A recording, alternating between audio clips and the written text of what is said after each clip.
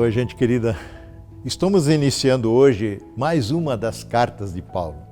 Vamos iniciar a carta aos Efésios.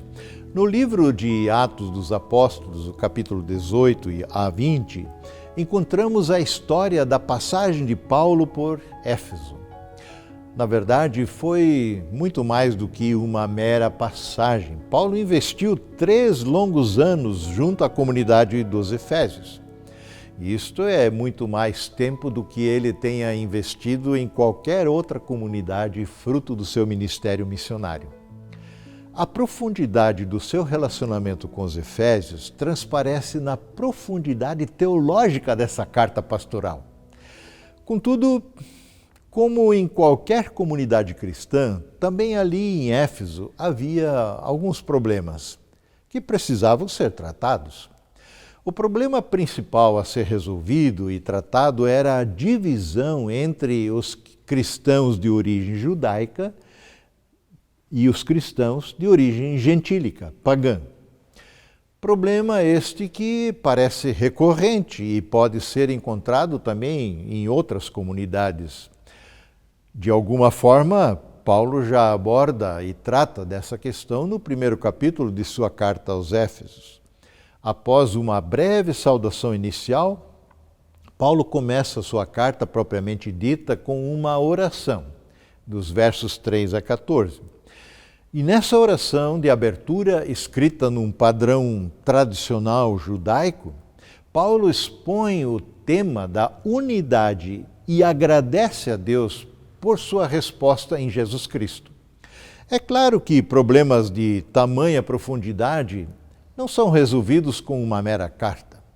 Ainda que seja uma carta pastoral, tendo sua autoria e legitimidade respaldada pelo ministério apostólico de Paulo, escrita lá por volta dos anos 60 depois de Cristo, ainda assim Paulo decide enviar o jovem pastor Timóteo a Éfeso para fazer frente às falsas doutrinas que afligiam aquela comunidade também. E esse propósito de Paulo, Paulo expressou em sua carta ao próprio Timóteo. 1 Timóteo 1, verso 3 e seguintes, Paulo diz: quando parti para a Macedônia, pedi a você, Timóteo, que ficasse em Éfeso e advertisse certas pessoas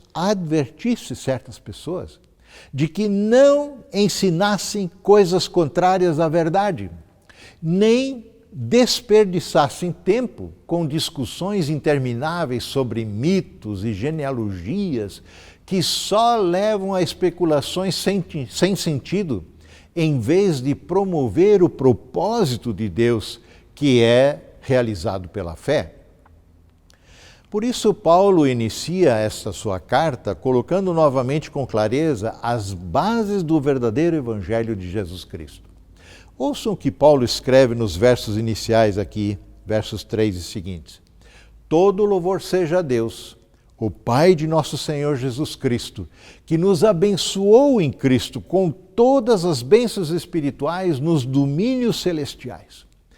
Mesmo antes de criar o mundo, Deus nos amou e nos escolheu em Cristo para sermos santos e sem culpa diante dele.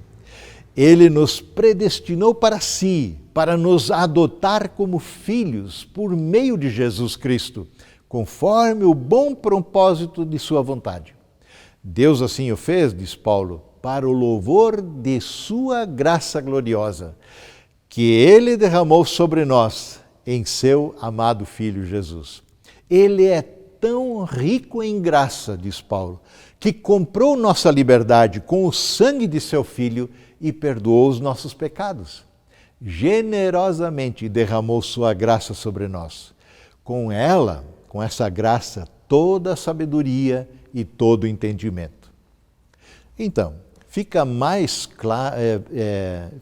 do que evidente, claro, que nossa salvação inicia em Deus e se realiza em Cristo Jesus. Não há o mínimo espaço para divisões geradas por supostos méritos pessoais.